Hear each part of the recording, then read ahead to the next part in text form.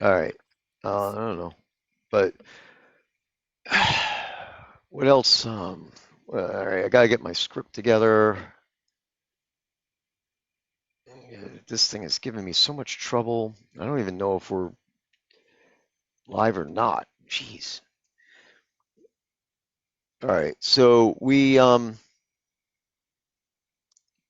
that thing to talk about for, and then the other thing. But we'll talk about first, and then the other thing. Why does my script say redacted all over the place? I was busy.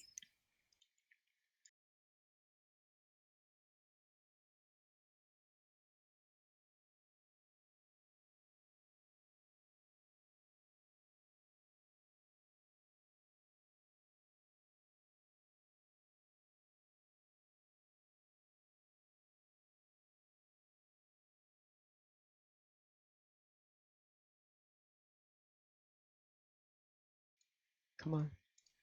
All right. Now it's behaving, I think. Okay. Can you guys hear us? Hello. How will we know? Well, we don't know. They have to say something if they want to tell us that they Yeah, hear us. they'll talk in chat. They are. But anyway, we are live. This is the release 125 live stream for Shroud of the Avatar, a free-to-play game. And where is it? Okay, there it is. We are a free-to-play game. Each month we have a live stream the day after we publish our major update. This month's update is release 125. We are now in our 11th year of updates. We have over 400 scenes to explore. You could follow us here on Twitch, Facebook with Shroud of the Avatar, Twitter, Shroud of Avatar, or on our RSS feed on the website, shroudoftheavatar.com. We have at least one stream a month. This thing moved out of my way. Now I don't know where I am. Yeah, providing updates on game development as well as upcoming events and sales. Today, we'll have at least two prize-ning giveaways based on 1 hour. And if we go into a second hour, then there'll be two more, unless you guys do a hype train. To enter into the prize giveaway, you want to type in the phrase "Leaf April Behind" into any in-game chat, including Whispers or group chat or universe. Players can enter the phrase in-game anytime prior to or during the live stream today, up to the drawings to enter. So I've seen in universe somebody was actually asking that specifically. So the prizening script will go back to midnight Central Time of the day of the stream. So anytime, basically we put out the release notes, the phrases in the release notes. So on the day of the stream, if you guys are in at like 1 a.m. Central Time, go ahead and say the phrase and it'll count. And you can say the phrase all the way up until when I say we're going to be doing the drawing, and then it's locked in, and then we drew the drawing. So, Is there another way to enter? Yeah, the rumor is that if you purchase something on the website, such as Kodos, then you would also be entered into the drawing. Oh, good to hear. We will add a round of prize drawings for each hype train level completed by the folks watching the stream live in Twitch. So if you guys hype up, every time you complete a hype train level, we'll add another prize drawing. So right now we have two that we owe you, and we'll do that probably close to 5 p.m. Central. So in about 40 minutes or so. But if you add on some hype trains, then you will get an additional drawing per hype train level. Okay, so that's all the boilerplate stuff. I am Stephen Reinen, also known as Ravalox, and I am the chief cook and bottle washer on this project. So Basically doing administration, tech stuff, and development all wrapped up into a big ball with about 7 or 8 hats behind it. I will now hand it over to Scott Jones to introduce himself. Hmm. Hello, everyone. I am Scott Jones, and I'm also known as Nimrod Ionescu on the in the game whenever I play, and in various other locations in the real world. And I'm one of the artists who made this game possible from the very beginning, and I'm still acting as artist and sometimes adjacent lore guy whenever I'm given the chance, because I love to make sure that the art and any other creations I create are replete with the lore of the world, and often are based on the lore of our world whenever possible, because I'm a lover of history and a teller of stories, and I like to fold all that into the art and the work that I do for this game whenever possible. And for that, I'll now pass it on over to Allium. Allium is my player character name, which I probably use too much for official purposes. My dev character is Allium, and I am in charge of the bug forums, the patch notes, the release notes, and some small dev work here and there, frogs, ducks, things like that.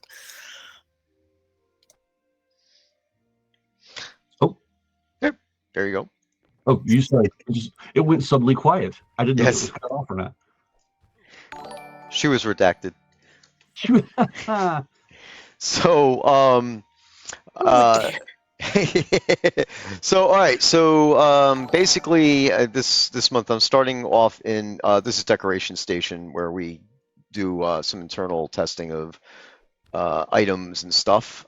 And I figured what I should probably do going forward is show you guys the prizes that you'll be getting if you win the prizing. So we have, and this is not in any particular order because I can't remember the order I put them in, a spring fountain and a floral heartback chair. Hold on. Spring fountain shows better off at night. Oh, all right. Well, here, I'll change it to night. Switch for a minute. Are you putting that somewhere? Is Yeah, that appearing somewhere? yeah. If you watch the stream on Twitch, just mute it if you do, so that way you don't get a loop back of audio.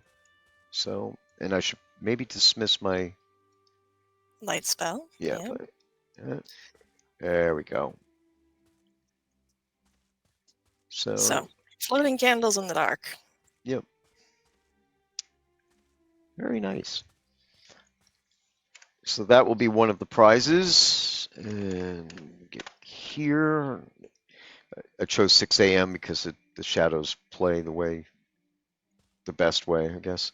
And then a floral kimono, and that comes in a bag, so you get all 3 pieces, and a floral mother of pearl inlaid jewelry box. And then the grand prize, this is definitely the 5th one in the list, is the 2-story log home. So I figured I'd run around this for a little bit and show that off. So these will be the prizes for the prizing in a little bit when we do that.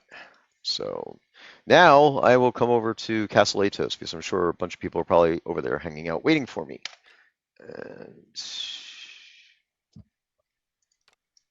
okay.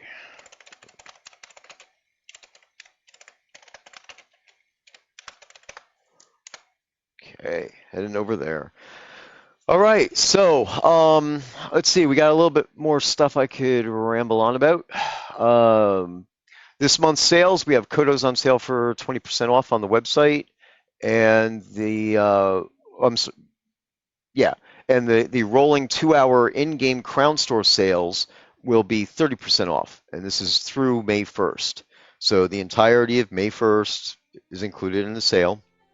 And then there'll be a patch to turn off the sales somewhere early morning of May 2nd.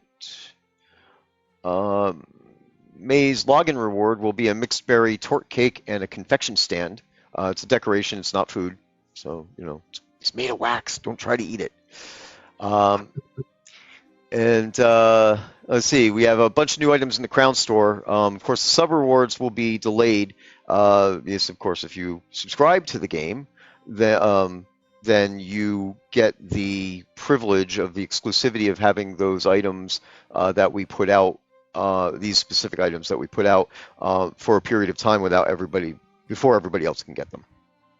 So it's approximately 2 weeks. You guys get that.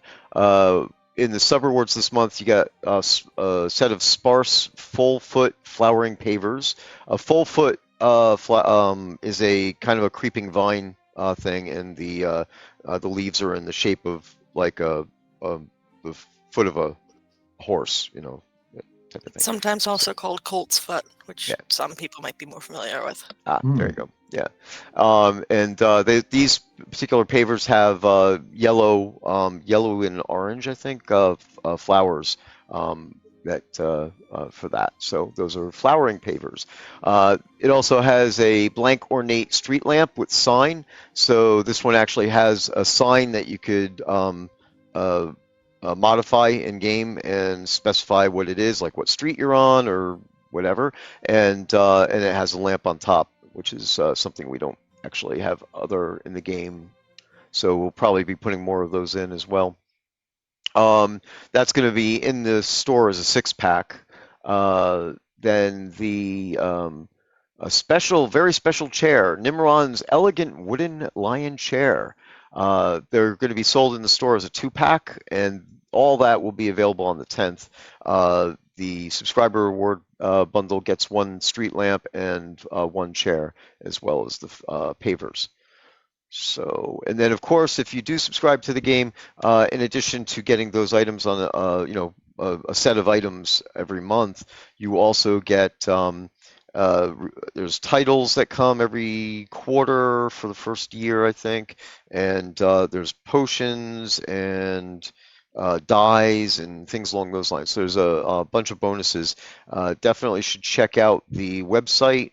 Go over to where the store is, and there's a banner currently there's a banner in the add-on store that will bring you to the subscription page.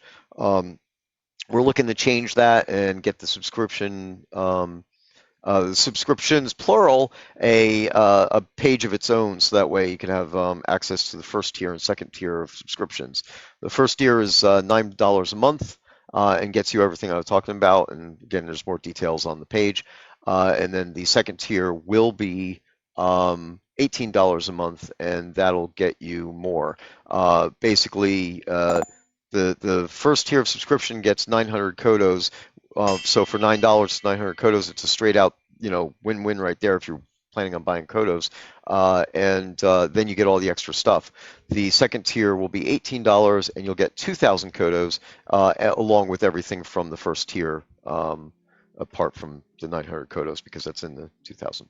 So yeah. All right. So we've did we get to the first tier of?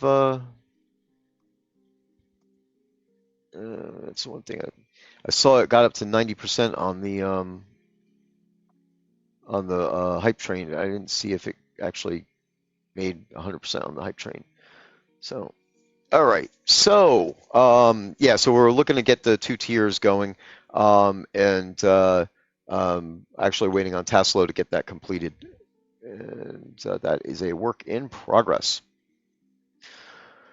So, we also have an antique broom decoration pet that will be going into the game. We've renamed the original broom decoration pet to a glowing broom, since it glows, and I believe that there's a bunch of people who would like it not to glow. So we have a new version going into the Crown Store that will not glow, and you'll be able to choose between the 2 brooms that way. Let's see here. Went out of order a little bit on that stuff, so there you go. Okay. And this was that was the pet that was based on the enchanted broom from the Magician's Apprentice story, right? From long ago. Yep, exactly. Right. Yeah. And in fact, I think I have one. And Oh, I'm standing it here. wanders around, it sweeps a bit, it can dance, it can sit down. Oh, it's wonderful. Yeah. And as long as it doesn't end up doing what the one from the original poem did, then everyone's probably good. No, one per customer. That's from an original poem, by the way. I didn't realize this, that where because Disney didn't make that up. It came from an original source. The poet Wolfgang von Goethe. Goethe wrote a poem about it, which is really cool in original German. But yeah, I have it translated somewhere in a very old book I have on a shelf. It's a very, very cool poem that tells the story of that apprentice being lazy and summoning up the broom to get it to do his bidding. Cool stuff. Yeah. Uh-oh, everyone went silent. Okay. No, we're just listening to you. We need a matching mop, she says. I don't know whether the animation would translate over to a mop as well, but we could look at it. Yeah, very true. All right, give myself a broom. So I'm gonna bring out the broom. Give me a moment. I want to go grab that book and look at it. Hold on. Oh, I don't know if I can. No, I can't do that. See, I can't. No, it won't work. Never mind. Yeah, if we're going with the original German fairy tales, we're going to have a lot of people being rolled down hills in barrels with nails driven into the sides. Driven. Okay. All right. There was something else I was going to talk about in here with the. All right. So the antique broom decoration pet. There was an issue with it. It was meant to go in at release, but it didn't. It's actually on QA now, working. So there'll be a small patch that I'll put in over the weekend to get that into the Crown Store and fully operational. Right now, if you had one of the glowing brooms and tried to summon it to have it follow you around, it won't work because we kind of broke that. But fixed it, so that'll go in live with the next patch. Other than that, I think we're pretty good on all that stuff. So, all right. So basically, we have. Here's the book, by the way. Oh. And the original poem was called "The Pupil in Magic," and it was written in 1799. It looks like. Cool stuff. Goethe.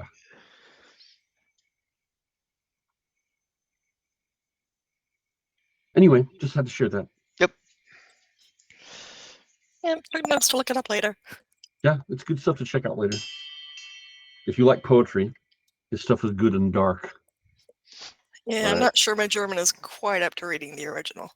No, and luckily you'll be able to find the translation quite handily. Yeah, I lost the bulk of my German skills.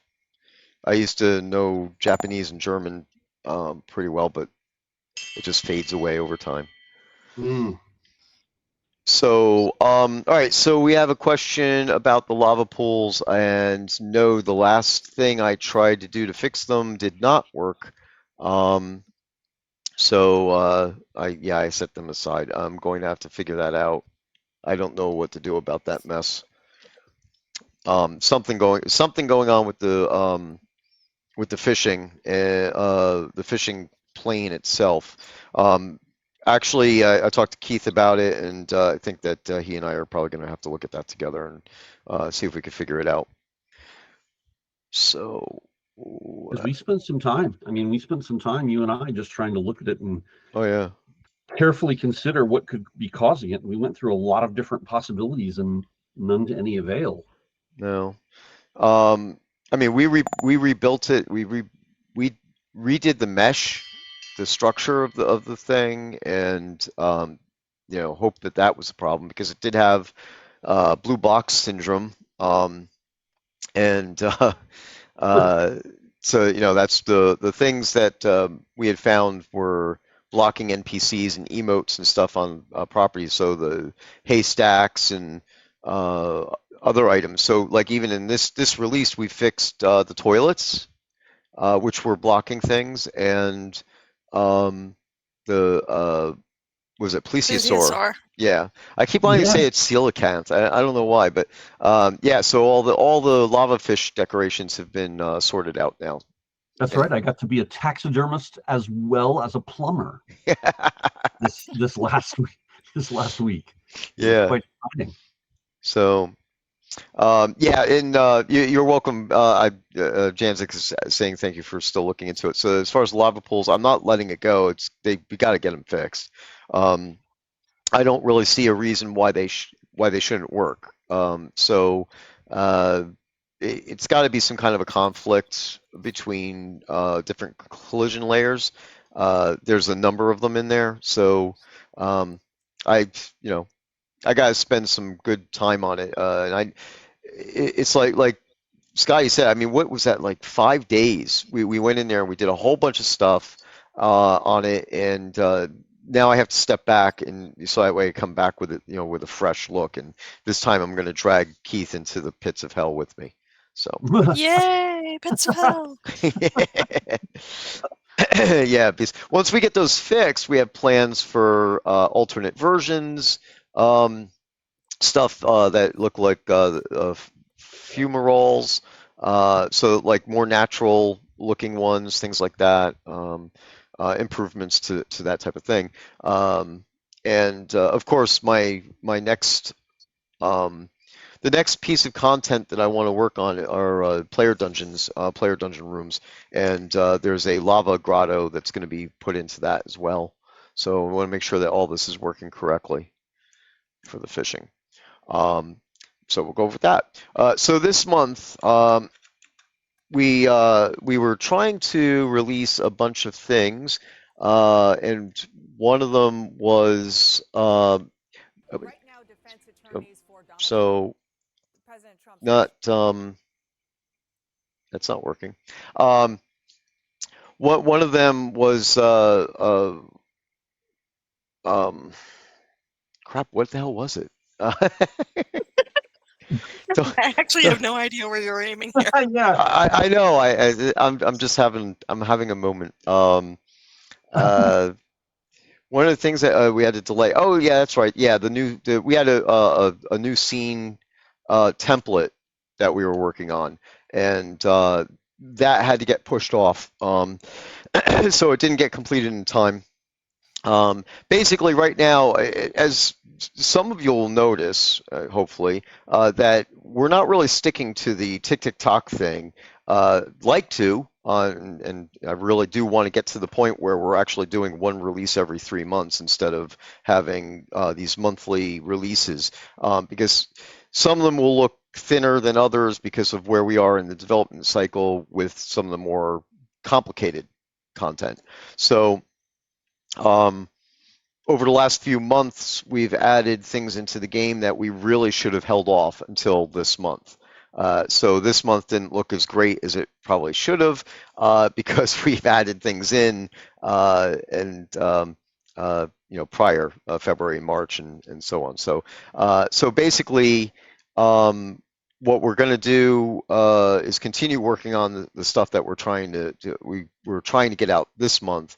So hopefully next month we'll be able to have that stuff ready. So these things are a little bit more complicated and take more time to make them perfect. So that's why this month's release was not as contentful as you would probably expect that it would be. So there, a little pun. But yeah. Oh, excuse me. Someone decided to just drag race down my street just now. Sorry about that. If you all heard that. Nope, didn't hear it. Oh, good.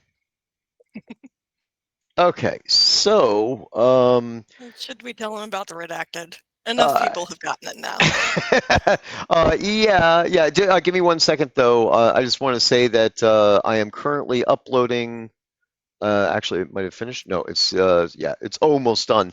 Currently uploading the new player patch to the torrent server for QA.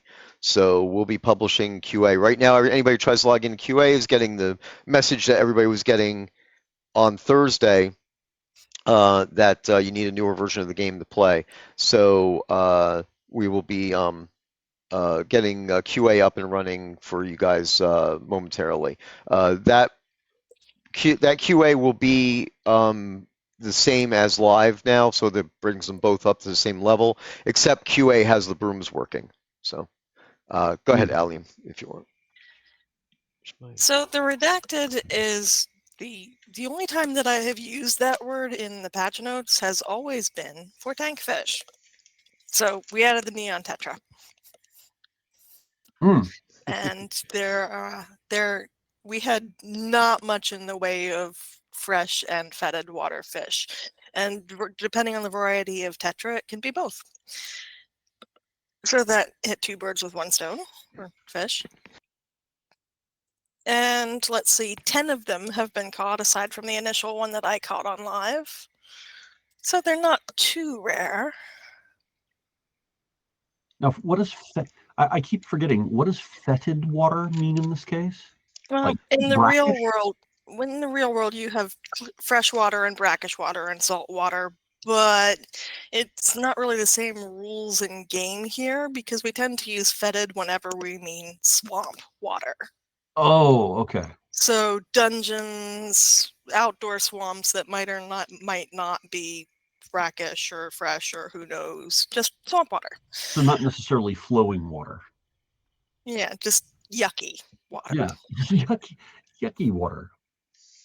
Poo-poo water. Especially in some of those dungeons. Oh, so yeah, so there's fishing in the sewers, which just sounds delightful. Yeah, there's one spot in Kingsport sewers I know you can fish. Gross. I mean, And some fish seem to like it. Yeah. Plenty to eat. All right. There was another Ask a Dev, something about death. I don't know what that was intending. Let me see.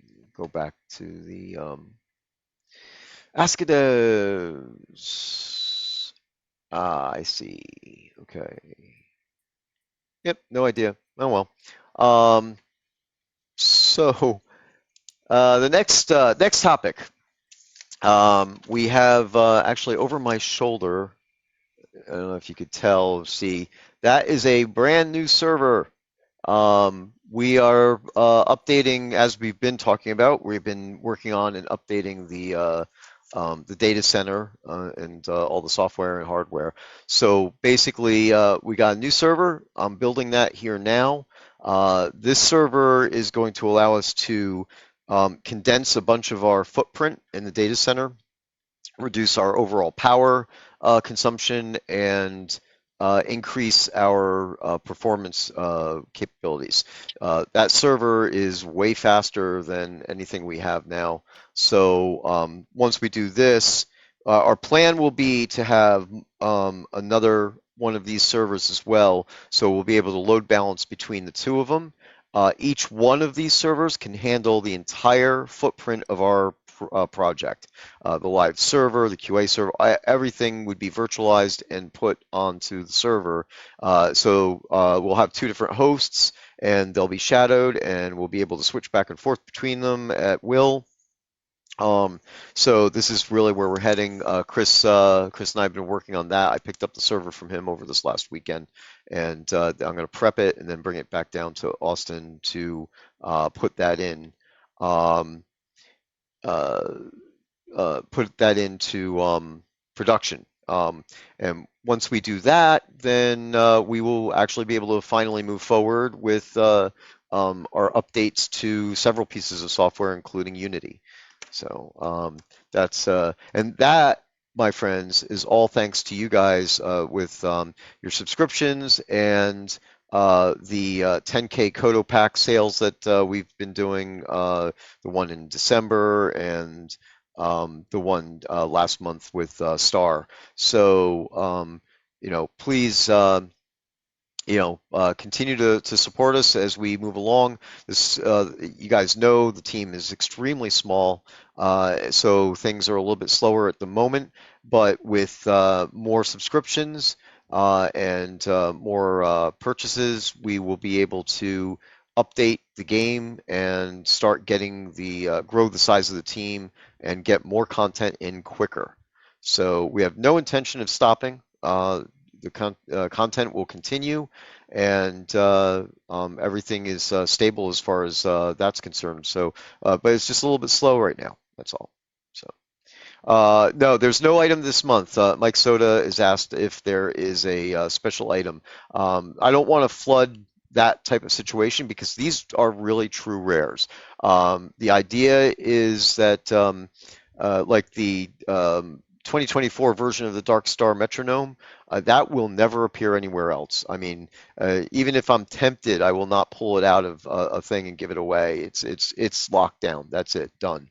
There's only so many of them in the game, and that number is definitely low enough to encourage the community to have a secondary market on that, which we don't mind.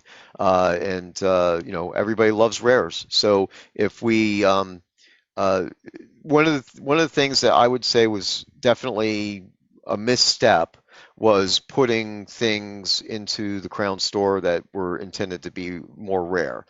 So the rarity of things was diluted.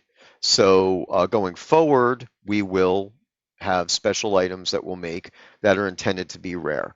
So right now we have well, the anniversary cloak is a rare, and then the Dark Star Metronome, the 2024 version of it is also a rare. So I would expect that the next rare will come out at the next special stream, and I will leave it at that. So I was going to ask a question, by the way. You mentioned the repairs and stuff that we had done to a number of things while you were here just recently, as they relate to the curse of the big blue box. Have we ever explained that to players, like what that really means? Because I wouldn't mind giving them an understanding of our pain. Oh, yeah. No, we've talked about it in previous streams, but since we mentioned it, I suppose go ahead. Yeah, I think we actually did Yeah. have a demonstration of this is the item I've placed. Zoomed out, continue zooming out, zoom out a bit Yes. more. This is the box it's making. Yeah. We did. We showed the editor and everything. Yeah. And we've determined, by the way, that there's even more to it. I mean, the more we touch it and look at it, I wish it was just a simple matter of saying, oh, we just need to go back and change the what's something that's called the transform, resetting a transform. We thought it would be as simple as that every time, and it turns out this week we discovered it's not. It's not even that simple. It goes somewhere deeper into it's something. A symptom with several possible causes. Yeah, not just several possible causes, but several weird interdependencies that is like, I mean, unfortunately, it starts getting into the realm of voodoo. And what I mean by that is this. One of the things we discovered, of course, as you go through, and because when you go through and you do the immediate fix and you think, wow, look, I've reset the transform, I've saved it, and then now it should just work. Well, sometimes it did that, but then it would cease working moments later. I had that moment where I fixed it in one instance, and several of the instances where it should have been fixed, and we discovered, because it would tell us things. It would say, well, that means that not only is the young plesiosaurus that's mounted using the same mesh as the very large ones that are mounted for different levels of trophy that get generated when you build. You build the trophy with the one you catch, and the bigger one you catch, the bigger the trophy ends up being. All that's great. And so when we were first looking at it, I was like, well, I was so glad it fixed both the young one as well as the one that was like a middle-sized one that I randomly put out there to kind of see. And so I'm like, yay, that means it should have fixed it for all the others, except it didn't. It didn't do that at all. And so we were left to wonder why. And so once we put things back into the knapsack and brought them back out again to see how it affected the rest, suddenly and magically, the one that it had seemed to fix before was now suddenly unfixed. And of course, we have to kind of put that off to, oh, okay, there's hinkery jinkery going on when you don't put it in and out of your backpacking in to make sure that the blue box stuff knows to reevaluate itself. And that's all good. But through the process of testing why that did or did not work that one time, we begin to realize something very sinister was going on. And that was that it was making a blue box based on what it believed the collision shape that had originally been used was once scaled as, meaning that no matter what I would do to fix the scaling, once I fixed the scaling, then no matter how often the different things that were different sizes were made, as a prefab in the game, it didn't care. Whatever it was that made the blue box looks into the heart of the code and looks what the original size and shape of that particular collision shape was, and says that's the size of the blue box I'm going to make, no matter what you did to it, no matter how you may have resized it. If it was once the size of a skyscraper, it's going to be the size of a skyscraper, whether you like it or not. And that is up to and including the toilets, the fancy toilets, which didn't have a special mesh made for them in Max. All they had is mesh pieces taken from whatever original Max file the person is who made the toilets, and we garnered them from another resource and we offered them to the players. But whoever built that thing originally in the original resource, in the original Max file, which by the way we don't have access to, created an FBX, and they themselves forgot to do the reset X form on it, which means that whatever FBX we had from them was already fouled up. It was already vile and contemptible and pernicious. We couldn't look away from it.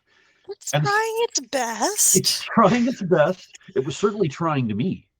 So what I ended up doing is I had to bring the FBX back into Max, essentially creating a new Max file out of it, and a temporary one to boot, really, because I would have to save it off from there. So after recreating the X form and doing all that stuff,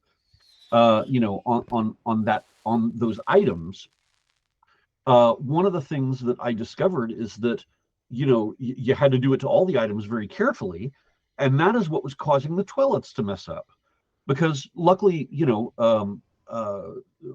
luckily, even then, back in the days when the original artist was bringing it in, to function, they knew enough to reset the X form on what they believed were all the pieces.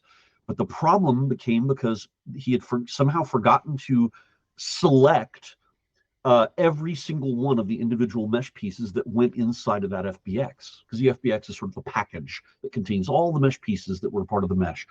And that one little piece was the pull chain for the toilet, because whereas all the rest of the pieces would have fit nicely into whatever it was, and none of them changed size when I played with them, just the individual little piece for the pull chain did not get its X form reset. And one would think that wouldn't be a problem, except for the fact that the individual box that was just created to make it a shape to say, oh, this is the collision shape for it. A box, mind you, not even a mesh made in Max, because that was normally the problem. It was the mesh made for the collision shape in Max that had to be fixed. But in this case, that wasn't the case. The original there was no collision shape built for it in Max. That was all done in Unity.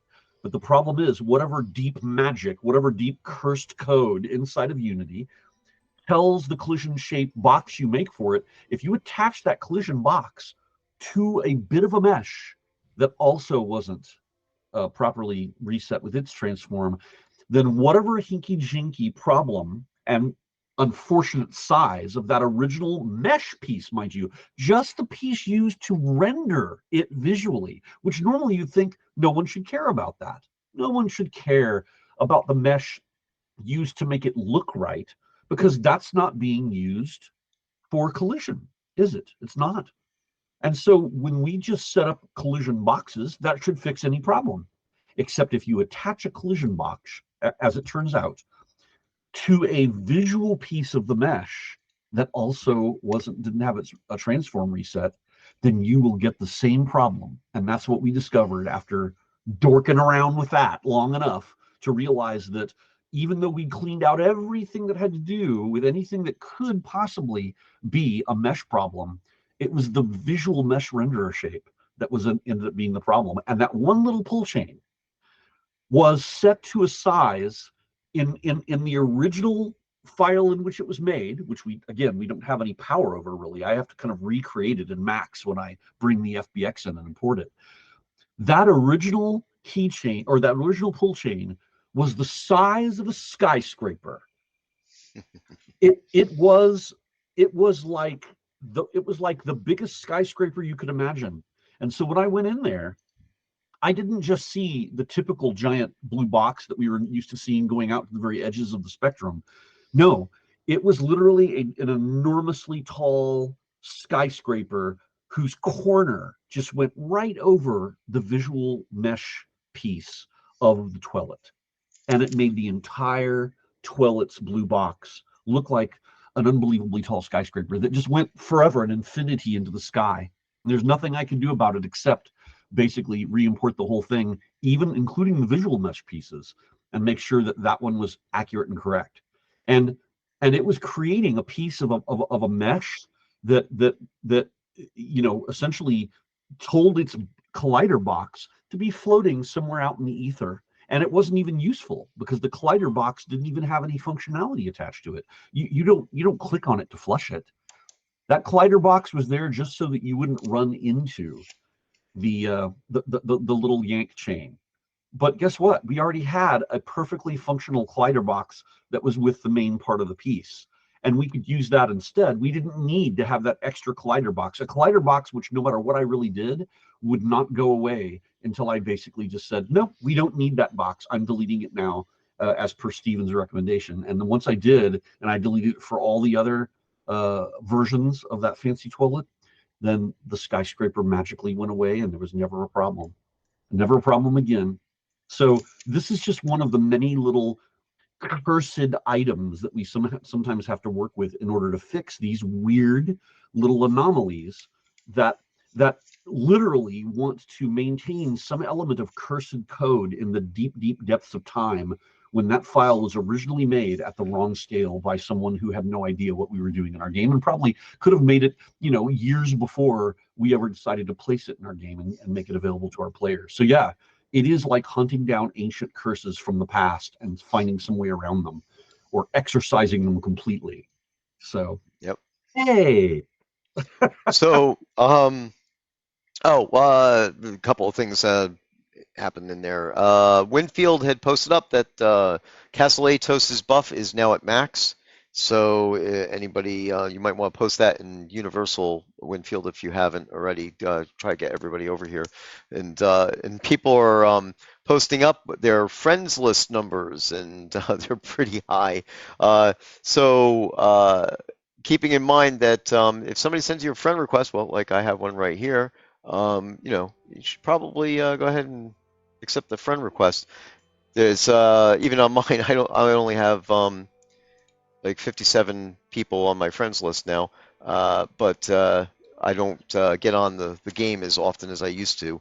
So the more people you friend up, the easier it is to teleport around the game, I believe. I think that's still the thing. And so anyway, with all that said, obviously there's a lot more people on the server currently than anybody's friends list is actually indicating. A lot of the PvPers won't accept friend requests because they don't want you to know where they are at. There's another So way around that, though. You can accept their friend request, and then you go into the multiplayer settings and untick the thing that shares your location with friends. Although that will actually take restarting the client to take effect.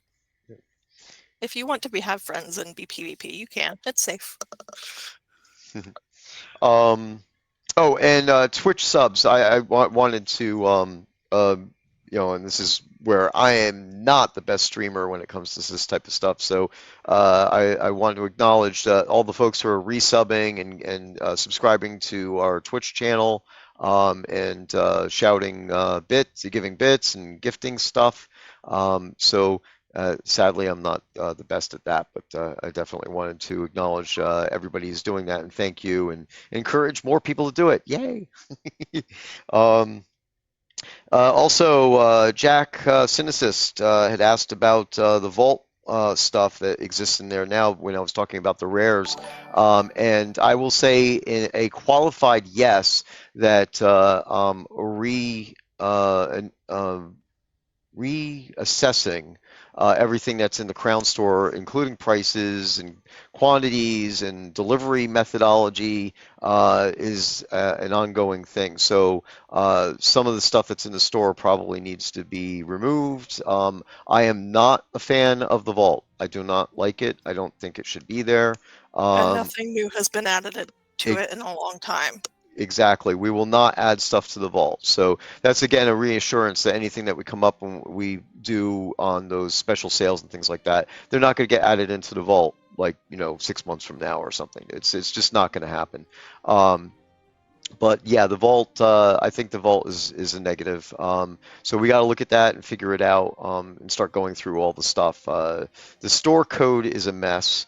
And one of the things I need to get done to achieve my goal of getting us to a 90-day build cycle is to allow us to pre-schedule Crown Store sales. And that is going to be Devil Cult has already looked at it and started to swear at me. You wouldn't believe the words coming out of his mouth. But we need to get that done, and all that convoluted code has to be gone through for that.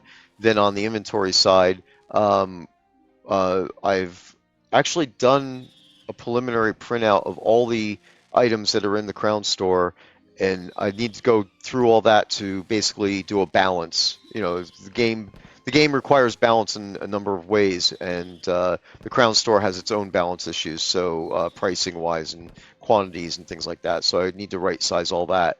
When I go in to do that, I will also address the vault stuff, and my intention is to get to the point where I could eliminate it completely. Yes. Um, what the time frame is, I can't say. It's going to take a lot of work. So, all right. So those are my notes there. Okay. Did, So, did something uh, change at Castle Atos? It looks like a fence is gone. There was a wall I remember standing on at one point, but I don't see it now. Oh, yes, there's a secret hidden switch that you can slew to behind the throne room that will turn on the wall and turn on some extra lightings. Oh, yeah, there's some various changes that we could do, and I just didn't do them. Didn't do them this time around. So, Yeah, we've got 3 separate switches back there that do different things. They're fun to play with. yeah. Let's see. there. Oh, I was gonna do something. I don't know what it was now. Crap. Oh, prizes. Yes, it is nearly 5 p.m. Central Time. Hmm. So we've been rambling on for almost an hour, so it is time. It is time. Anybody who has not yet typed in Leaf April Behind into the game chat, not on Twitch, just on the game chat, please do so now. I will be doing the drawing in 4 minutes, or about Will four you be minutes. So, placing it up in the live streams chat? I'm sorry. Will you be placing the results up in the live stream channel? Yes, in the live stream channel, right? And then we'll Excellent. read those off. Yeah, it automatically feeds from the server. We don't have to hand copy that in. Oh, delicious. Yep, yep. And there's Sweet. still a risk of somebody getting duplicates, getting multiple prizes, but one of these days I'll get to the point where I could sit. Actually, I do have to work on SodaBot a little bit. There's some code that needs to be done on that. So when I work on SodaBot, maybe I'll work on the prizoning script as well. There's a different prizoning script in SodaBot that actually works properly. So I might try to migrate that backwards into the game and do it that way. So, Okay, let's see here. Let me start prepping for that. And in the meantime, Scotty, if you want to talk about your elegant chair, Hmm. we can do a Well, little bit sir, of that. certainly. So the chair that I created was something that I've loved for years. A bit of the story I mentioned inside of my post. But for those of you all who might know me or have visited me before or who have met me out and about at different things such as either SCA events or Ren fairs or things like that, then you know that I've been a part of that kind of dress up community for quite some time. You know, they get into costume and go have feasts and camp out at sites and things like that. And I've been doing that kind of thing for years upon years upon years. So my name Nimrod uh, uh, comes from within that particular thing because I wanted to utilize parts of my own family's past to create a wonderful persona that I play when I actually do the SCA stuff. But of course, of all the things, if you've ever had a chance to go to those kind of events, then you might know that having a cool encampment site and being able to sit around the fire and tell tales and things like that is a large part of the allure of it all.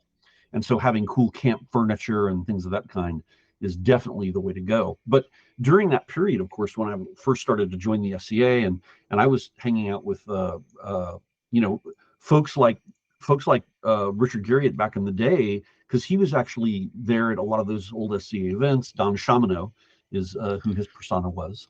He was a Don, a light weapons fighter. But then again, there's also folks like Master Yolo and Yolo and his wife Gweno and a variety of other folks, Santre, uh, Don Santre, and others that would appear out there. People from the old Ultima games, um, Dupre and Santre and Yolo and many others like them. And back in those days, they were all members of the SCA along with me. And so finding cool furniture to just hang out in or to carry up on stage when you're holding when the court is going on and you're going to be sitting around where the king or queen is at the time and all that kind of stuff.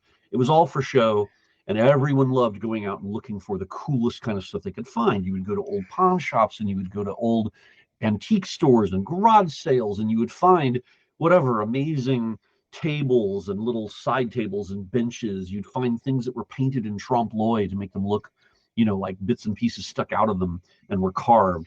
You would go find, candle holders and all kinds of old cool stuff and settings for dishes, because it was all about having a really cool showing when people came and looked at your encampment or observed your feast table with all the stuff that got would get they'd get decorated with and all that kind of fun stuff. And in the midst of all that, we would visit back in the old days places like Pier 1 Imports.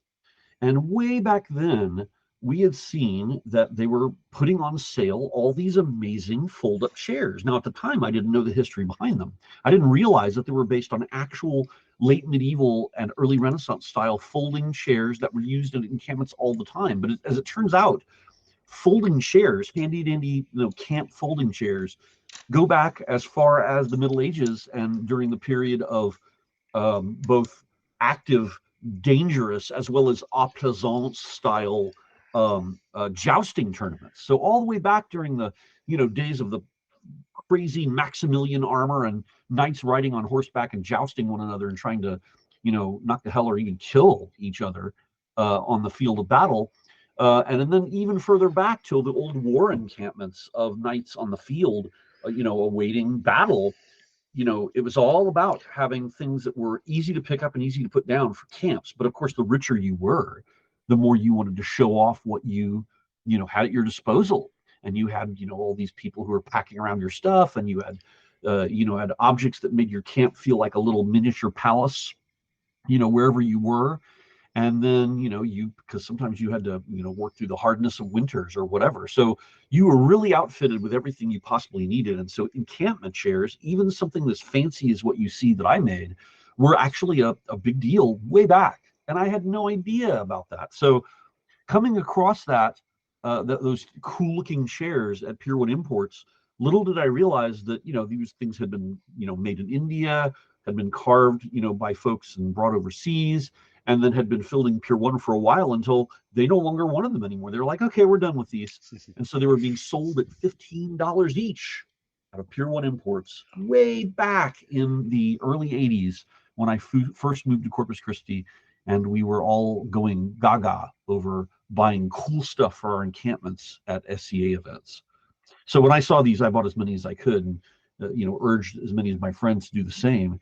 And so we had this wonderful kind of outlay of encampment furniture that we were able to use and sit around the fire and do all that kind of stuff. And I fell in love with the chairs from that point forward. And it was only later that I was able to do some research and realize that these things had a real place in history. And so, yeah, I mean, and like I said in my post, this thing originated, from what I can tell, in northern Italy, and it became really popular during the 15th and the 16th centuries. But yeah, and with like examples, really elaborate examples, like the Sedia Savonarola chair, which you can actually look up and check out and see the variety of different styles, even far more ornate than what I built. Mine was meant to be sort of simplistic, a quick chair, you pull off the back, fold the sucker up, and you put the pillow in your, in between your arms to protect your body from the from the kind of pokey bits of the chair, and then you're off and on the way. Now the ones in our game, of course, don't fold up; they just look really pretty. And I keep these same chairs in my house right now. That picture that you see is from the guest bedroom. In fact, on the floor right beside it is the little piece of luggage from Barrick, who happens to say hello to all of you all who remember him, being one of our community leaders from way back. He was visiting this last week along with Stephen, and he says hello to all of you who might remember him. He says he misses the community and hopes to one day re-engage. But for now, know that he says hello, and he says hello from the room where two of those chairs that you see sit, and I have a third that's sitting in my dining room area right now, which is the one I based the one on that I took all those pictures of. So if you go and check out my little post on the forum, then you'll hear me talk about this chair, just kind of like I just did, and even more importantly, if you're into the idea of building assets like this, you can kind of see the process I went through to make it. And one of the things I mentioned in there, which is kind of a tool of my trade, but it's kind of a weird little secret of the way I choose to do things, is that a lot of the times when I build something, I like to make the texture map first. And so I'll create the texture map. In this case, I created it directly from photos I took of my own belonging. But often I'll hand paint stuff.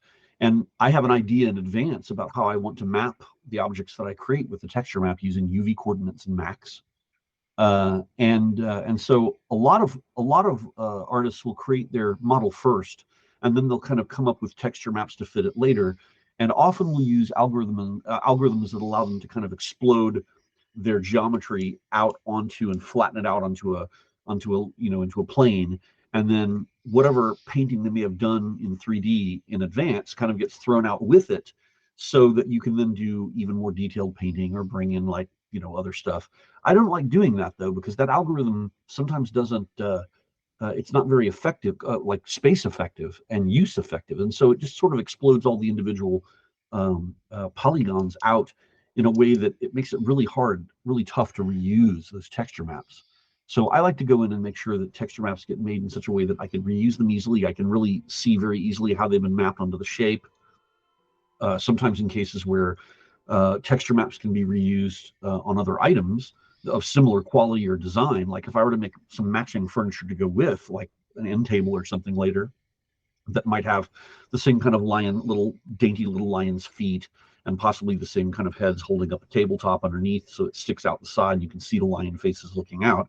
If I were to make something like that, I might reuse that same texture map to map parts of the parts of that new piece of furniture, and then I might just have to replace the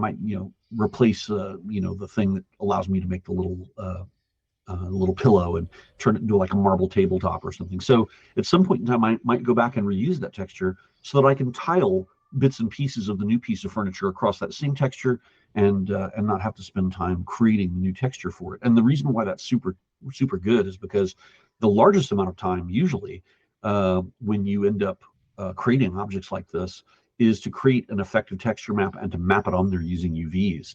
That takes the most time. Building it is actually pretty easy. It's the mapping and UVing that takes up a lot of time.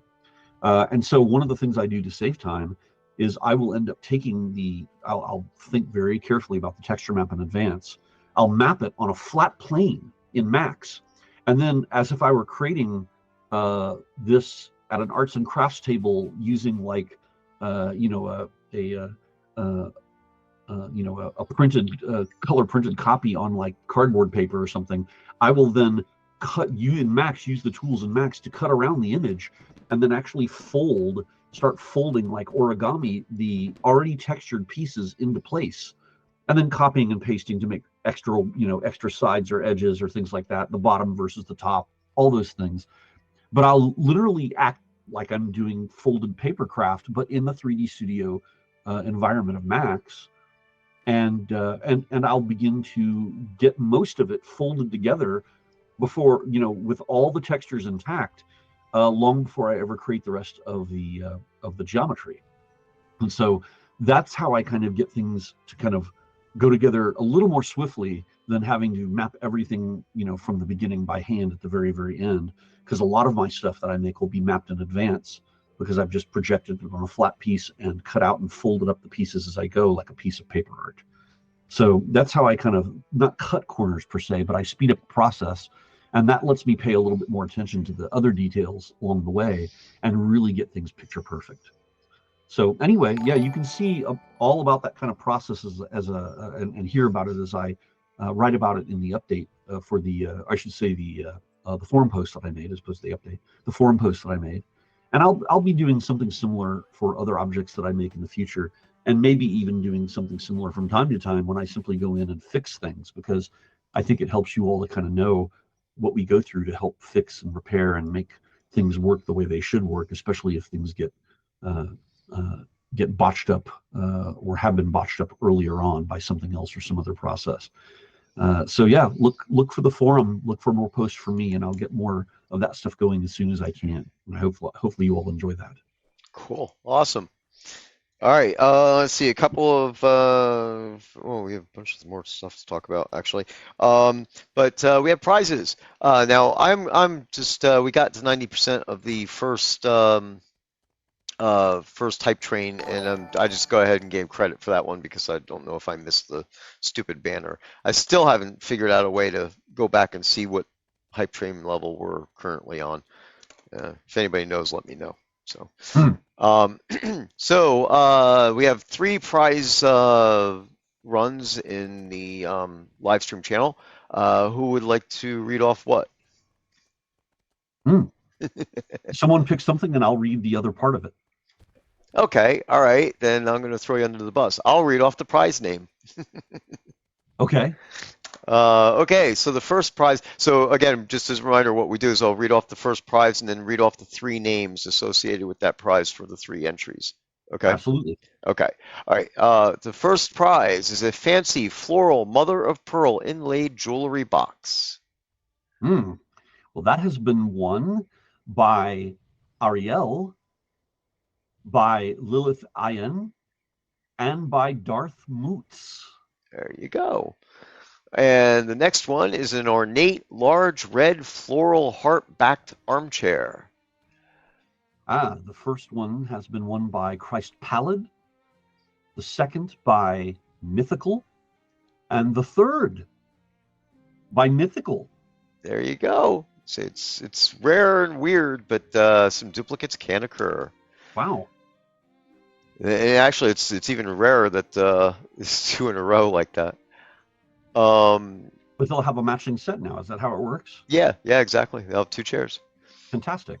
The next one is an ornate floral kimono set. It's the whole thing. The I guess I don't know if called the bodice, but the robe or dress, and then there's a set of like shorts that go with it and slippers. Does that come with a stand that it's hung up with? Is it like a decoration in your house when you're not wearing it, or how does that work? If you put it out for decoration, you could set it on the ground and it'll actually kind of stand up as if there's a frame in it. Oh, You can also put it on a mannequin, but it doesn't come with a mannequin. oh, I see. I see. Okay. Well, the first of the ornate floral kimono sets has been won by Olympe. The second has been won by Aristodemus. The third one has been won by Blackbeard. Excellent. Okay, next up is a spring fountain with floating candles. Ah, that's what you showed. That's what you showed earlier. Hmm. That one, the first one, has been won by Zatanna de Morte. The second one has been won by Spellfire Blood Moon. And the third one of those has been won by Pop Lancermane. Excellent. Good deal. All right, our final prize for the cycle, the grand prize, as it were, is a hollow log two-story village home. Ah, the first one of those has been won by Steiny Savage Fury. The second one of those has been won by Genie UK. And the third one of those has been won by Ishari. Congratulations to everybody who's won prizes. And if we towards the end of the stream, we'll do another two runs unless we get to a hype train level. So there you go. Yep. Awesome. I found the info. Oh, you did. Cool. Is this Oh, I've been quiet the last few minutes. guy? I was wondering.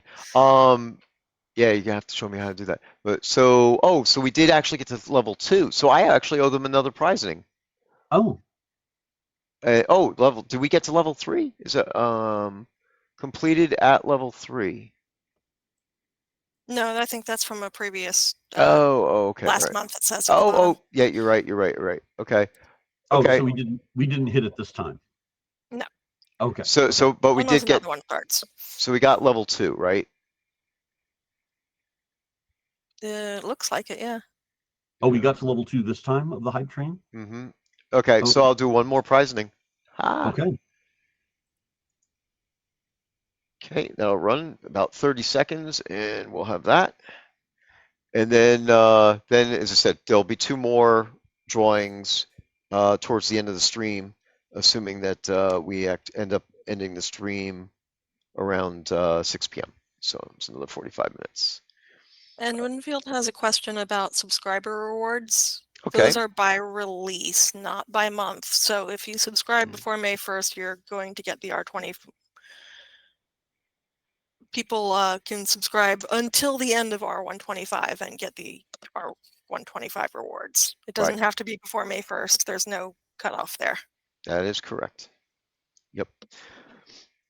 And I guess, yeah, no, that's perfect. Okay. So let's see here. I got 3 basic bullet points that I wanted to throw out. One is, as I said, I'm working on player dungeon rooms, and the lava pools. I spent time on that. I really didn't think it was going to take long. I was positive that I knew what the problem was, and that didn't turn out to be effective. So I got to figure out what's going on there. So I'm stepping away from that for a second, and there are a couple of things that I have that are way overdue. I need to finish up the outstanding threads of the Lord of the Isle stuff, which was basically a completed pledge. All the old pledges, the Portalarium Day pledges, are all done. All their stuff is finished up and completed, and the physical reward programs, all that's all finished, all completed out. The Lord of the Isle, I actually still have 5. I'm looking at them right now. 5 boxes left to get out to some of the Lord of the Isle people who have not provided me their address. So if you had purchased a Lord of the Isle and you haven't gotten your box yet, please keep an eye on your email. I will be sending out a request for your physical address momentarily, so I could get those out of my office and finish that up.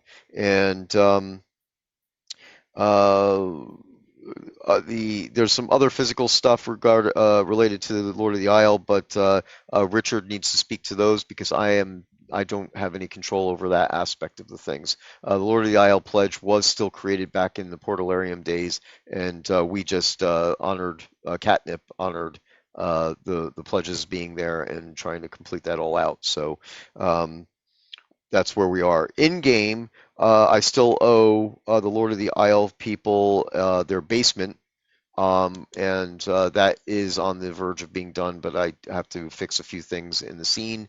Then I'll be able to deploy that out. So, in order, my goals were to get the lava pools working, the Lord of the Isle scene completed, and then move on to player dungeon rooms. So, I'm setting the lava pools aside for the moment. Maybe towards the end of the month, the end of May, I'll be able to look at them again. I wouldn't expect those to be fixed for release 126, but maybe 127. So, it's all a balancing game. There's plates everywhere. Um, so, I, I can try to throw my head in with it as well again, and we mhm. can try the next time you come down, and maybe we can find a way. Maybe we can Yep, find a way to do it because it was exhausting the first time. But man, we yeah. have to be able. There has to be a way to deal with it. Well, we definitely improved them. I mean, the as it is right now, the test, I focused on one of the pools, and I've improved the lava flow on the surface. It looks better, Hmm. and um, uh, the damage doesn't burn you when you're walking around the circumference, things like that. I definitely made improvements, but the fishing still acts squirrely. So, and that's where Keith suggested it may be a conflict in collision domains. So we'll have to figure that out. But yeah, and I believe, yeah, because we did the mesh. The blue box is perfect on that one as well. So Yes, yeah. So that's It, good. Like you said, that we played a bit with the kind of directionality until the stuff looked a little bit less like it was just flowing like a river for yep, unknown reasons. right, Uh, right.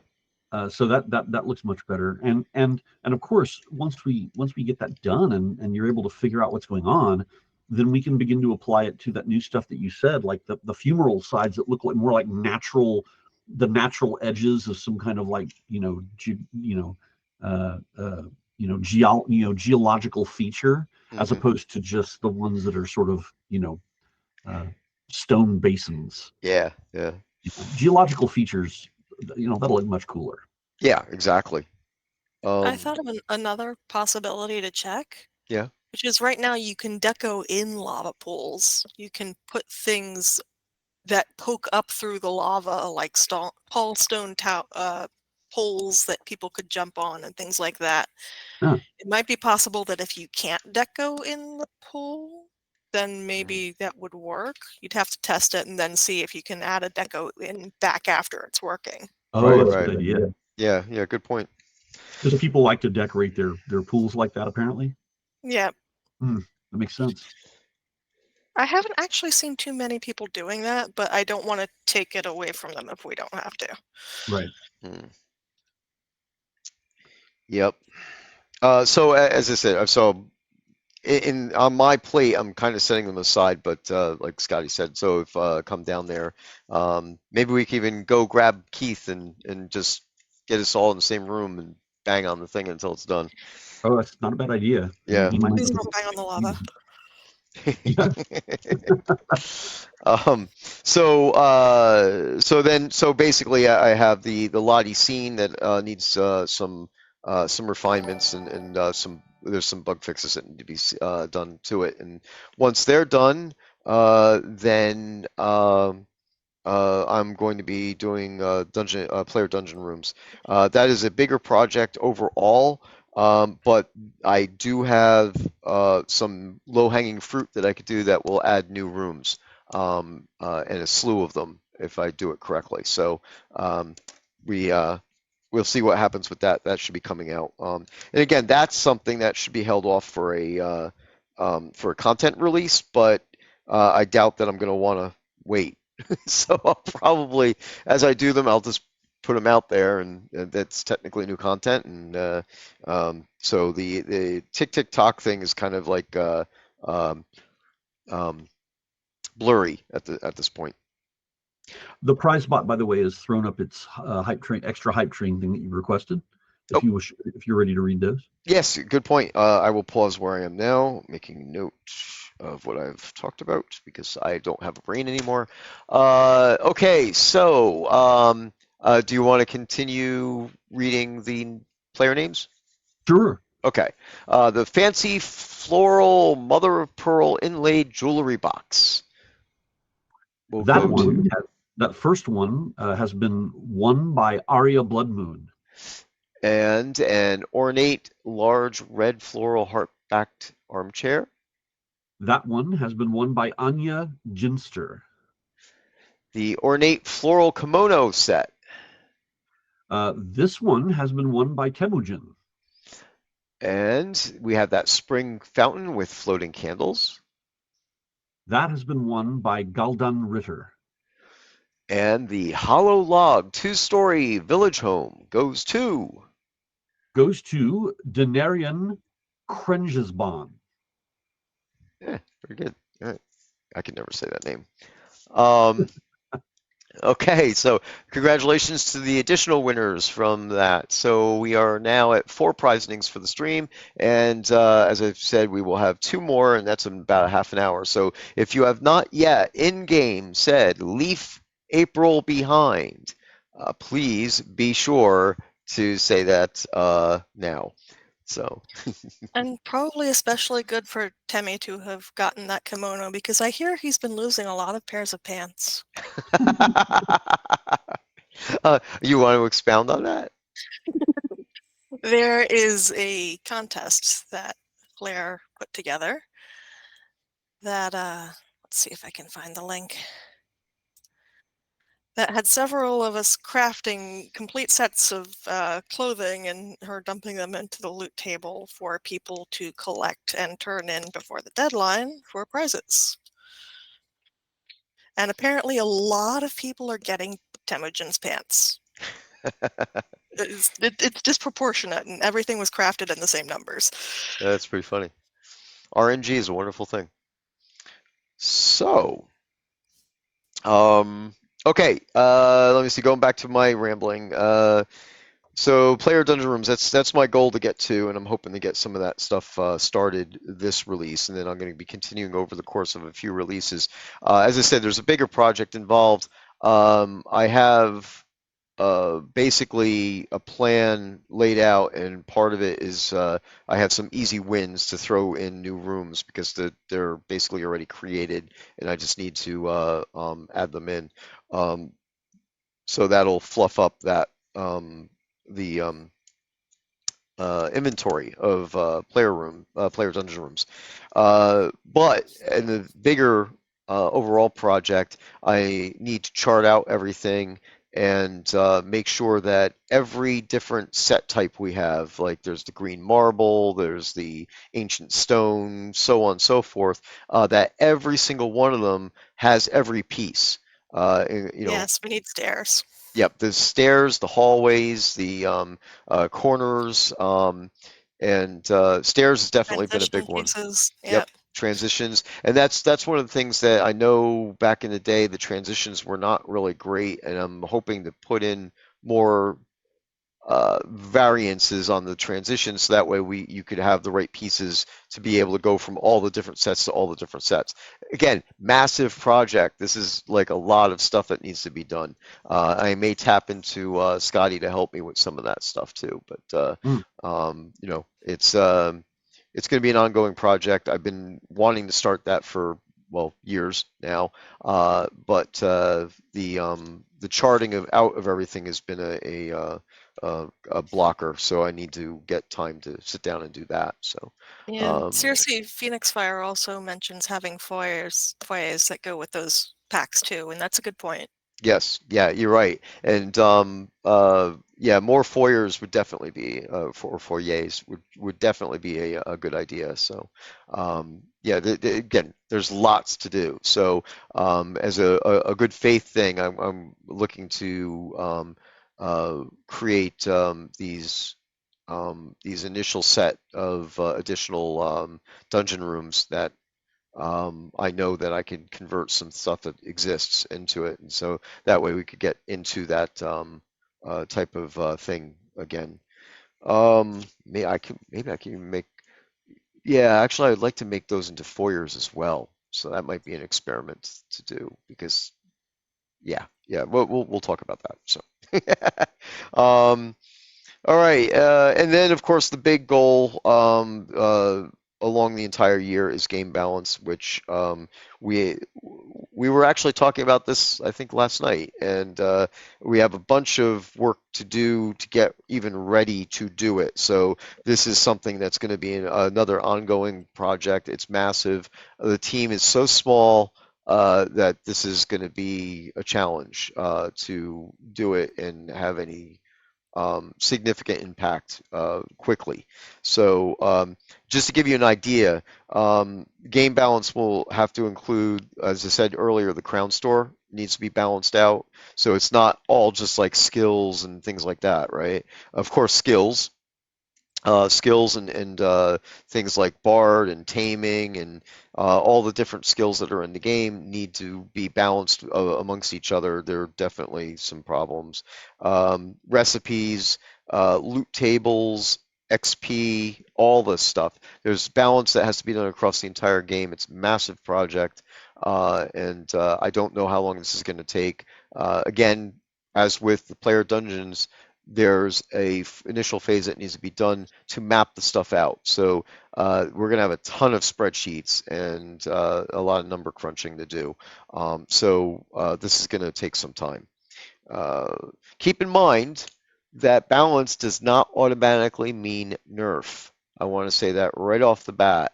So it's not like we're going to go across the board and start nerfing stuff. There is um, there is uh, a possibility, like as we'll say, the Crown Store is an example where some prices may be too high and they'll be lowered, which is a positive. It's a boon, not a nerf. So same thing can happen in skills and XP recipes, all sorts of other stuff along those lines. So just keep that in mind. This is again not something that we're going to be like doing next month, where you're going to see a change. And just so you know, we have not done stealth nerfs. We don't generally do stealth changes, not under my administration. So if we're going to do something, we're probably not going to tell you ahead of time, but when we do it, it'll be in the patch notes. So. And if there is anything that's not going to be in the patch notes, I'll address that ahead of time as well, and say that we got stuff that we're changing that we won't talk to you guys about. But for the most part, unless anybody on this stream right now is going to tell me I'm wrong, I think we'll be telling everybody about all the different changes that we'll be doing. So. Well, I mean, we have to make sure you all know that we're still busy. I Well, yeah, mean, there's that. these things take time and effort and energy. So, I mean, Yeah, you got to right. know about it. Yep. You got to know to appreciate. And of course, along with all this stuff, we have basically, I guess, what really turns out to be somewhat of an annual audit of like the character names and things like that. As some of our newer players will know, that we have systems in place that will tag you if you use an inappropriate name for your character, whether it be something that's just publicly not acceptable or something that would go in violation of trademarks or copyright. So keep in mind that you may see your name be changed, forced upon a name change forced upon you if you use uh, titles in your name, such as Lord, Lady, things along those lines, and or if you choose to make your character name something that is definitively uh, a trademark, and we'll just say one that definitely Batman, because of course, these companies like Disney and DC and they're litigious. They will send us well, some of them will send a DCMA to take it down, but most of them will actually just sue first. So we Yes, do police that. And I do see Knight Rider speaking up in chat. He knows that there's something wrong there. Yeah, we're gonna have to talk. Yeah, yeah. So yeah, and again, this is nobody's safe with this stuff. There's no special friends of the devs that are going to get away with it or anything like that. So it's just a Yeah, matter of but us getting through the database and actually tagging you. So go ahead, Allie. But in the case of something like this, like Knight Rider, that we know that this is your name and it's otherwise a good name, and we're going to take your opinions into account and not just give you a silly name. Yeah, yeah. So yeah, and yeah, so that'll be sorted out. So I just wanted to let you know that that process is in progress again for this year to start checking for names that need to be changed. So you might see a few names change here and there. So okay. I think I'm out of topics at this point. Does anybody else have anything that they want to bring up? I think we've pretty much covered most of it, if not all. Actually, there is one thing. Did you want to talk about like we've been working together and doing items and stuff? Do you want to talk about any of the stuff, the more complex things that you might be doing in the near future? Someone asked earlier about new houses. Oh. So, yeah, one of the things that I have to do, one of the things that I need to, and it's a hurdle really for me, is because I was never really the fellow who worked on houses to begin with. I think the most complex period of time where I worked on anything was when someone had the idea to bring in this bright red happy barn into the project a while back, a long years ago, and was like, oh hey, Scott, could you handle all the, because I think by that time Bob the Builder had already moved on, and I was one of the few environment artists that were left who actually knew about things like the deco surfaces and the ability to have a variety of different things that you could place them on and things like that. And so I got saddled with the task of kind of making that barn imminently decoable, and I think I did a pretty good job. I was able to go in there and kind of get stuff going on it, and I really let people hang things and place things in areas that in the past Bob the Builder was kind of not really, he wasn't really comfortable doing, because it didn't seem at the time like it was going to be as much of a big deal for them to have every single purpose, and when I say they, I mean you guys, the players, to have every single purpose, I should say, surface decoable. But in reality, at the time, I mean, as far as I was concerned, every surface should be decoable. I mean, to the extent that we'll allow it, because I mean, it's your house, and you want to put down knickknacks, and you want to make cool little places where little objects are displayed, and I mean, to me, that's the big deal. And so, Windowsills, yeah. yeah, absolutely, windowsills and all kind of stuff. And so that got me thinking about looking back into some of the things that Bob had done, in the hopes that we might, I might one day revisit them and maybe start looking at deco stuff in a more granular way. But that, of course, opened the can of worms. Behold, look that it has spilled at our feet. And that can of worms is mighty, because there are many areas in those old buildings that were done back in the day that could have perhaps been done in a little bit more of a refined manner to avail us of many opportunities. And that included, my first big eye opener of that was when I had to create the various different forms of something that we decided to rip out of the houses back then, which was the fireplaces, because a decision was made. Players really wanted their own little unique fireplaces, and that a lot of the fireplaces that had been put into those old houses, could be a little bit better, a little bit less crude, a little bit more cool looking.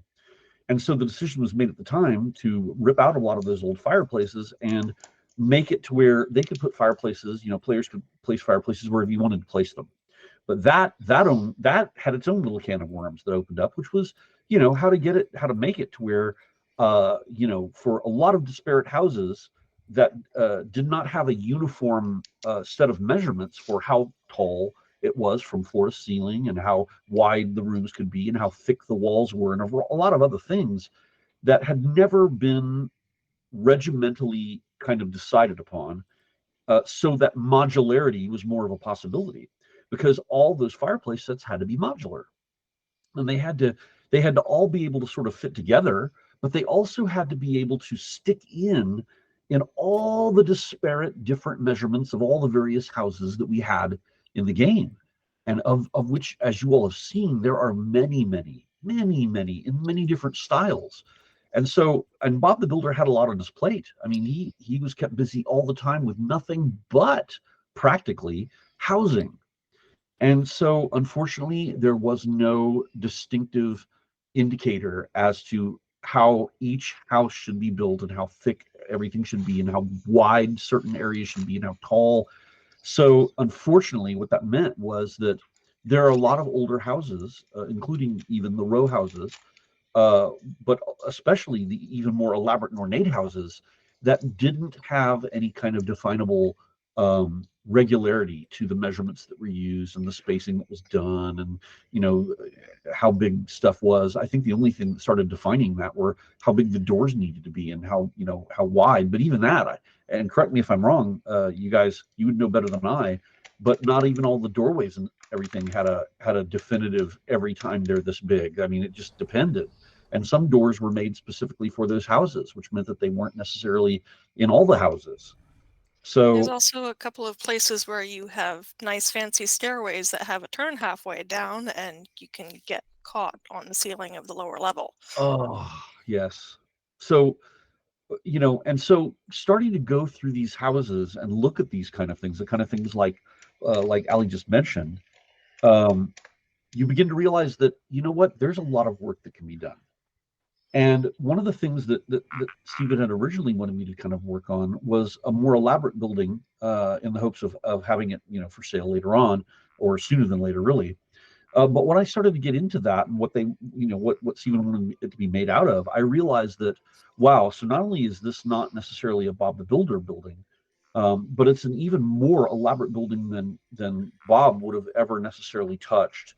And it was made out of pieces from an entirely other set that was not built within the house.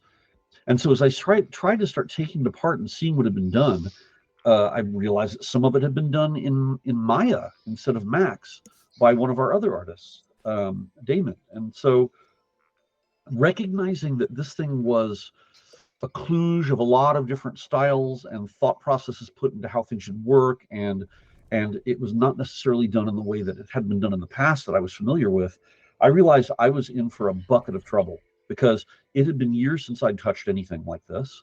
And I knew that going back into this was going to be a learning process, but I just didn't realize how terrifying it was going to be to me. I mean, it was, whatever, if there's a water of life I need to take so that I can stare into it without going mad, I hadn't found the secret of it yet. So in the end, I discussed with Stephen the possibility that I might have to go in and start smaller. I may have to go in with much simpler building, and relearn the process of making sure that all the things are in place so that rain doesn't come through. All the things are in place that allow for the collision to be not just for rain and weather, but for your pets and for NPCs and for yourselves walking through these buildings. And then likewise, I needed to make sure that I remembered how to deal with all the different deco surfaces effectively and appropriately. And that's difficult, that's complex, even in the simplest building that you can imagine, like that old barn, that red barn of old. And so what I may have to do is I may have to go back to basics. I may have to reteach myself what needs to be done. And then I might have to tackle something as simple as I can tackle up front, which may need to be the row houses, some of which are only single story, but then what's all the way up to 3 story? Is that right? What's the tallest row house? 4. 4. Yep. So before I go like 4 levels deep into the madness, I may have to just start tackling some of the earlier versions of the smaller row houses first, get my feet back underneath me again, and then I can start doing newer, updated versions of those. Because some people like the older row houses. They like the way they look. They might like the thickness of the, of the windowsills and everything. But if I'm going to start fixing row houses, but also reinvigorating their deco surfaces and reinvigorating areas, like such as Ali mentioned, so that people don't get stuck on weird things that shouldn't be there. Then, as opposed to trying to go back and fix all the row houses, what I may do is I may make a new set of them that will be available, that will have different textures and be different, cool things. And then that way I invest my time into something new for the game. And then and once I learn the process well enough, then I can start going back and trying to fix any actual bugs that are related to those older buildings, because, of course, I want to deal with bugs too, if I can. But if I also can, I want to create some new cool stuff for you all to have and check out that come in a new paradigm for the purposes of re-envisioning some of those things, such as the simple row houses. So that may be the process. I may have to send myself back to Scottie school to relearn how to do those things after having only touched them very basically long ago in the form of that barn. So I have my work cut out for me, but that is a goal that I have in mind for myself and for the near future, so that you all can start seeing some new stuff again and having some new taste and flavor of houses at your disposal. Was that what you were all hoping I would discuss? Yes. Oh, good. Yes, I believe so. So yeah, of course, as you were talking before, you mentioned the weather collision. Somebody did actually say that there's a bunch of stuff still that allows rain to come through, and I will say that there is a big book of bugs that one of our team members had been compiling for probably the last 8 years. Um, Yeah. so Justin has this binder, and so we have a lot of documentation of housing bugs that need to be looked into. So definitely uh, aware of the rain collision not working in all the houses and stuff like that. So that'll definitely be a thing as we move forward to go in there and fix up some of that stuff. So And snow, which is a separate issue. yeah, Yeah. snow, and Chris explained that one, that has to do with the particle size on the snow, that it actually leaks through the rain collision. So not sure how that we would be able to fix that, but we can look into it. So Mm. might just need to make the snowflakes bigger or something. So I don't know. We'll see. Well, and of course, that we can only go so far with fixes like that, because at some point in time, there will be things that go through the algorithmic cracks, so to speak. Um, it's all ones and zeros, and sometimes when they get jumbled up, flakes pass through and rain Right. will pass through. So yeah, sometimes it's a matter of like bigger fixes than we expect at first, just to like put a big old fat blanket over the thing in a way that we hope will work better than like delicate little fixes that are like fixing tiny seams, because sometimes that's not enough. Right. You know? Yeah, and that's that's the easiest way to say this is that's how you got the chimneys to work, Yes, is leveraging that issue. yes, So exactly right. yeah, so for those of you who don't know, if you can actually get fireplaces in the Crown Store, and I believe there's even ones that you could craft. Craft, yes, a couple of So sets. and they have chimney sets that you could put in. There's the metal stovetop pipes and actual stone chimney types that you would be able to put in, and they will go through your roof. This is what in the technical world we call it FM, which I can't say the full words out loud, but it's basically it's leveraging I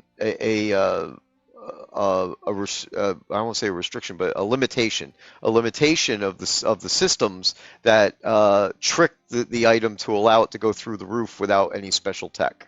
So yeah, pretty neat. And that's actually how some of the snowflakes are coming through as well. That's where that comes into.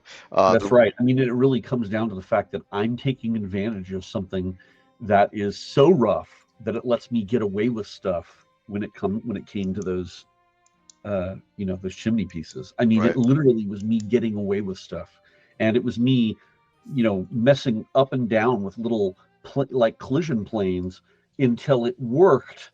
But it only worked because, oh yay, I fudged it. I fudged it through, and but it works both ways, like Steven says. Yep. The Yep. snowflakes and the rain are going to sometimes fudge through, whether no matter what I do to them to fix them. So we'll Gotcha. see. All right, so we owe them two more prize innings. So once again, for the last time today, say Leaf April behind in game in any type of chat, Whisper, Universal, Group, Zone, whatever, and to make sure that you are in the drawing. And we will be doing that drawing in the next 5 minutes or so um, to get that done. And while you guys are doing that, I'll say there was one other suggestion or question out there about making scenes with the normal, hard, and extreme versions, and I am definitely on board with that idea. What is it Spindlecog? Um, uh, Spindleskog, yeah, Lamex Bazaar, and Merker. Yeah, those currently have that, and I do like those aspects. There are other things that I can't go into details here, but we have been talking about um, methodologies and things along those lines. So uh, that is definitely one thing I want to implement and bring that into more scenes that exist, and of course, new scenes. So, like if we do more, well, when, not if, but when we do more new adventure scenes, I want to kind of make it a standard that they all have the normal, hard, and extreme versions of themselves. Basically, going forward, that would be the way things go. There's also changes that I want to put in place for wave battles that we can't discuss here yet because there's still too early in the discussion and uh, um, outlining stages. So again, small team. Things are going to take a lot longer than I'd like them to, but these are things that are definitely on the plate to be done. So Ah, um, yeah, hopefully, and this is where the community. I don't want to. I mean, I don't want to go back to the type of thing where, back in the early days of the pledges, we had telethons every month or was it every quarter and then every month? It's a bit much. But I definitely need to find ways to bring in more income for the game. As I said, game stable where, we got enough um, people subscribing and stuff that we're not going to, the game's not going to shut down or anything like that. And even if anything went, south along those lines, we have backup plans to make sure the game stays up and running. Chris and I have talked about all that. I've talked about it in the past a little bit. Um, Can but I yeah, interrupt one quick thing? sure. No brazen hearted, you don't have to say it again. As long as you have set it to get into the drawings, you are in. Yep. Um, Continue. Okay. But I mean, basically, if the player base is okay with us doing some more extended streams, like I said, right now, basically on average, let's say once a quarter, we'll have some kind of an extended stream to try to raise some more capital. But basically, if we could do something to, uh, you know, where you guys might be able to help us out with that and come up with some ideas and things to get the team back to a bigger size. Because that's the point, if we could get our month-to-month income up to a point where I could afford to bring in more personnel, more resources, I will. And we've definitely improved over the last 6 to 8 months, and that's allowed me to I mean, geez, over, bringing Scottie in was the beginning of it. That's about a year ago. And we have infrastructure changes that we have to do. There's a lot of money that we have to spend based on a 10-year run of the game. Everything needs to be dusted off and refreshed and updated, or licenses renewed, and things along those lines. So we definitely need to figure out more ways to do that. So yeah, and Bane Rampage is saying more streams, and as I said last month, that's one of the things I'd like to do. Uh, Scotty and I have actually established our schedule for the rest of the year. We took the time to sit down and work out that schedule. So Hmm. my hopes are that during these periods of time, which are going to be dedicated to work together on items that have to be done because of our cycles that we're in right now, but also things that are longer term projects, um, that we will be able to stream some of that work. And we haven't actually talked about the details of doing that and how we'll go ahead and do it, but I think that it should be uh, uh, feasible to get done. So, yeah, I definitely want to get into that point where I'll be doing my own live streams here, live streams with Scotty when we do work together, things along those lines. So, you're right, that'll bring more visibility, and uh, um, we definitely need to do that. We need to do that. But I have other things which I am still talking about internally as well, that to help bring visibility to the game, and bring more players to the game. As you guys know, Lazy Peon had recently done a video that basically specifically stated, if you like DDO, then you will like this game. We had a boost of players coming into the game as a result of that, and a bunch of them have stayed. And welcome to the new players. This is great. So obviously, we want to encourage all of our veteran players to be nice to the new people, and help them out and guide them. The wiki's up there, but the wiki's not always accurate. And players. Our veteran players know how to play the game. The game is very complex. It's not something you can just walk into and figure everything out off the top of your head. So if you guys see new players come in, please throw them a nice wave, and help them out as much as you can. Definitely, And that does mean specifically guide them, not just give them a bunch of endgame stuff. I mean, yeah, it's more fun for a new player if they ask about a mount to take them out and show them the whole process of taming a horse and getting it turned into a mount than it is to just give them a mount. It's cheap mhm. for you guys to do that, but it makes less fun for them. Yeah, and so it's down the road, then they won't get the underlying mechanics of the game and stuff. So it definitely helps. So party up and go do stuff. Not just DRG or this airship either. It's showing them all the different types of scenes, and crafting, and adventuring Puzzles and for things that like lead to that. blessings. Yeah. So. Anyway, with all that, these are the things. Hopefully, we'll get down to a point where we can afford to throw out actual paid marketing. But at this point in time, we're kind of hoping that our player base is going to help us grow the game. Our streamers are definitely an asset. So, but we'll talk to you, man, more about some of that stuff. I think we may be calling a meeting of.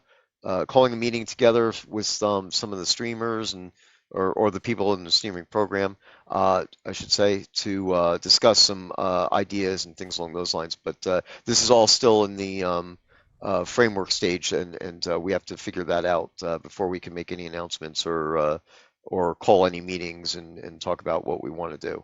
So, but obviously, the point of my saying these things to you now is that you're out there, you're playing the game, and if you see new people, definitely give them a hand, so that way they see how good the game is, and stay. And every new player is a possible 10 more new players, and that's just a true statistic. So there you go.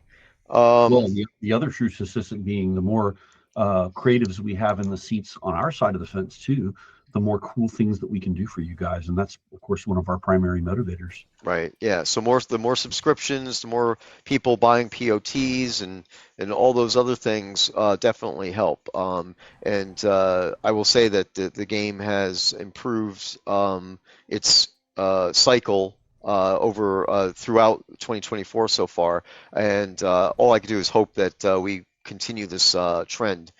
Because by the end if we continue on the path that we're on now, by the end of 2024, we're going to be in a really good position to execute on a lot of ideas and expansion in 2025. So, okay, with all that said, let me hit off the prizes and get them running.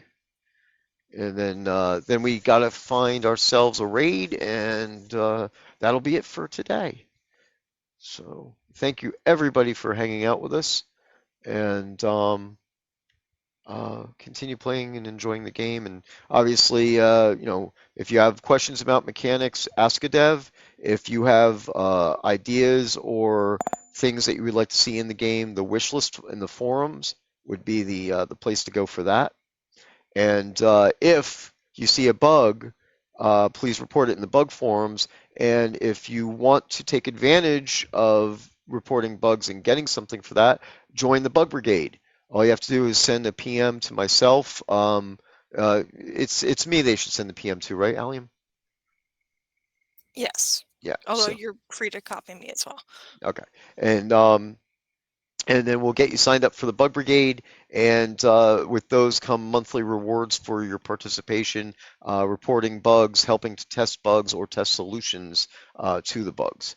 And that includes going on QA and doing all that, which QA is uploaded to the patch, so I'll be publishing the QA patch after the stream ends as well.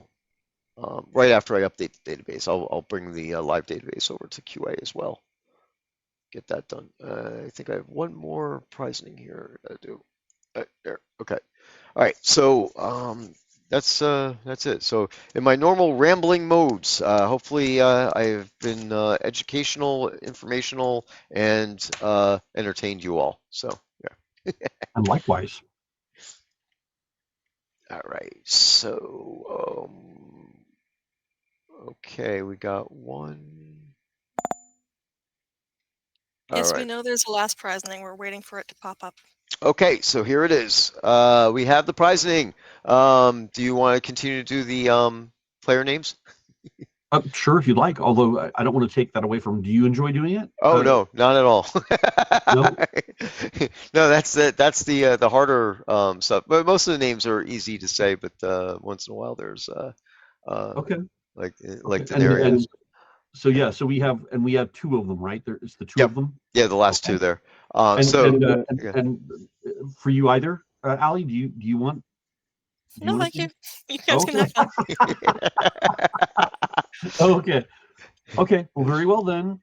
All right, so the first prize is a fancy floral mother of pearl inlaid jewelry box. Then of the two for this round, the first to win it will be Thor Tordengood. The next one is an ornate, large, red. Wait, no. I have to read the second one. I'm sorry. Yeah, you didn't read the second name. The second one to win it is Galdan Ritter. There you go. Okay, sorry about that. Okay. All right, second prize is an ornate, large, red, floral, heart-backed armchair. The first person to win that one is Leoric Firesword. And the second to win it is Bubbles. Bubbles. The third prize is an ornate floral kimono set. The first to win that is Crossfire Bug's Eye. And the second person to win that is Chaotic One. There you go. Our spring fountain with floating candles goes to the first being Gravity, and the second one being Mandalar. And then the final grand prize for the day is a hollow log 2-story village home. The first to get that is Belladonna Rose, and the second to win that is Winfield. Hey, congratulations to all our prize winners across the entire stream. Those prizes will be delivered on Monday. So be patient and you will get your stuff on Well, Monday. once again, the hour has turned to 6, and I must poof into a magical cloud of dust and smoke. So I want to thank you all for once again joining us. Just as Ravalox said, we very much appreciate those who want to come by and kind of listen to us ramble a bit and hear what we go through and the things that we do. It especially helps folks like myself who want to make sure that you all understand that sometimes we have to go through all kinds of weird little voodoo-like hells to get certain things to work for you guys. But we really do keep up with it because we're very passionate about wanting to see these things function and to fix the little problems that crop up along the way. So again, thank you all for your patience. I'm glad you all are interested in the process, and I'll be sharing more with you all soon. Sounds great. Take care, everyone, and have a wonderful night. Good night. Good night. Okay, so we're gonna do a raid, and then we will go from there. So. And I'll deal with all the notes I've been taking during the stream. Uh-oh. All right, let's see. Let's see if I do this right. I always think I'm going to do this wrong.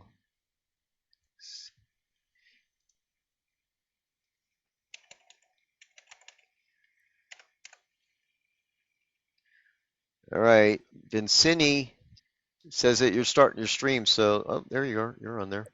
I Okay, think that's Vincini. Vincini. Yeah, see, I'm not good at saying player names, so forgive me, everybody. All right, so I think I got this spelled right. I just want to make sure. Yep. Okay, our raid has been invoked. So once again, thank you everybody for hanging out with us. We'll see you at minimum after the next release, and hopefully Scottie and I will be able to get on and do a dev work stream ahead of time. Those other streams may not be announced ahead of time very much because they're kind of like ad hoc, but you know. So, all right, so here we go. See you guys later. Bye.